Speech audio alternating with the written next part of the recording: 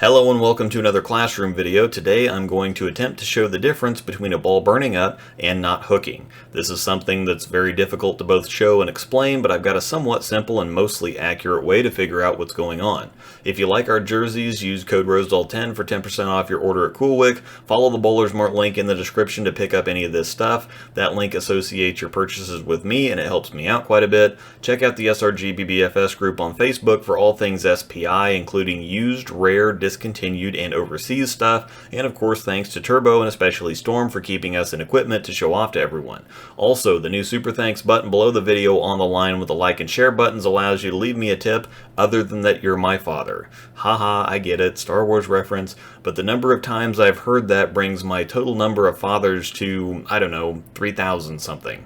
First of all, I'm going to show a bunch of shots that don't make it back up the hill for a bit because I need time to explain and set this up. The concept that this distinction even exists in the first place can be hard to grasp because when anyone sees a ball not make it back to the pocket, the automatic reaction is, well, that ball didn't hook, or it sailed, to explain the boat in the thumbnail, and in most situations that makes sense. However, the first time you see something like a gem not get back while something quite a bit weaker like a high road hooks just fine, that's when you start questioning things or when they stop making sense. To begin with, a perfect example of burning up is to go watch the HIH bowling review of the gem if you haven't seen it. That's linked in the description and time-stamped for the section I want to illustrate. I'd recommend going and watching that now and then coming back, but you can always go watch after the video's over to see what I'm talking about. I always film on fresh conditions, so trying to get something to burn up on video is tough, so I can show stuff missing the spot or not hooking, but the video I'm talking about is a perfect representation of burning up, so you'll need to watch that video at some point to make this video work.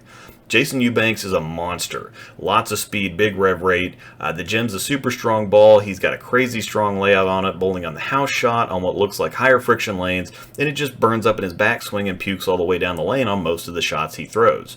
However, in watching my review for the gem, which I'm showing now, especially when both Angel and I are bowling on the Nationals pattern with a more average layout, of course the pattern's a lot higher volume, we have a lot lower rev rates than he does, and the gem hooks more for Angel and I with a weaker layout on more oil with a lower rev rate than it hooks for him with a super strong layout with more friction and a bigger rev rate. Now he's got the same opinion of clickbait that I do. The strongest ball ever hype stuff just needs to go away. It's way too overboard. Now, I do think it's the strongest ball I've thrown, but that's just an objective observation made within the video instead of using thumbnail and title hype to get clicks by implying that stronger somehow equals better.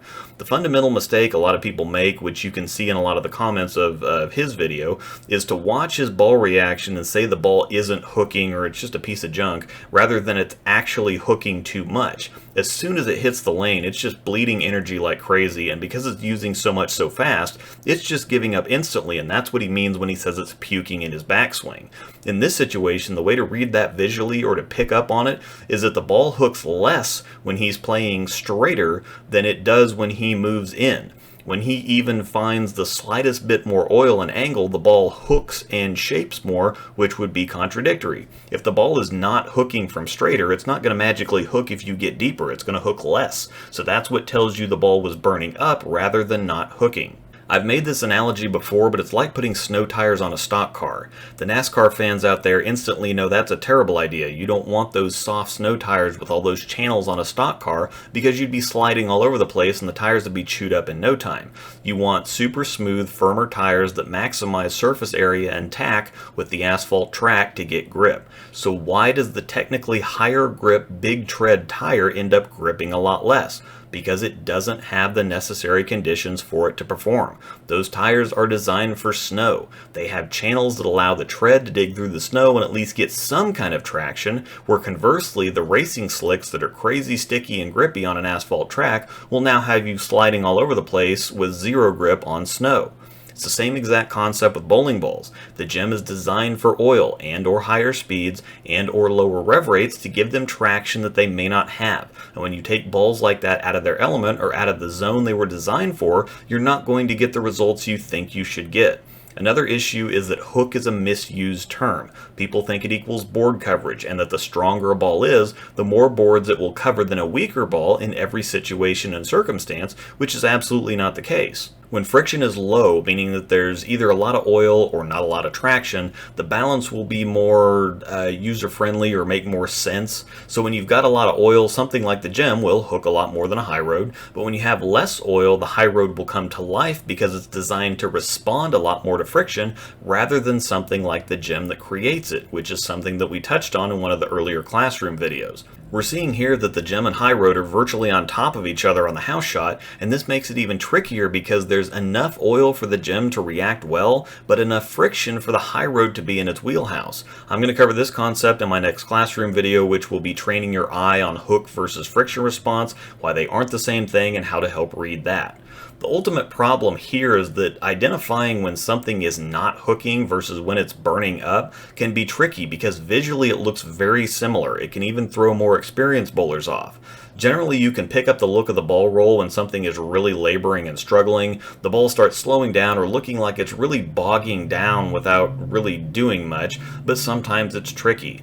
The biggest tip I can give you is that when you're confused, throw a few different strengths of balls back to back to get a better read. Obviously, you can't do that in the middle of a tournament. That's something that you'd want to do in practice before you even start to make sure you get an accurate read, but that's why it's helpful to also know your environment. If you're on older and higher friction lanes on a pattern that's not that high of a volume, that's going to tell you it's likely burning up. However, if you're somewhere like the South Point Plaza for Nationals or the National Bowling Stadium, where the lanes are replaced every few years on higher volume, chances are the ball probably isn't hooking enough.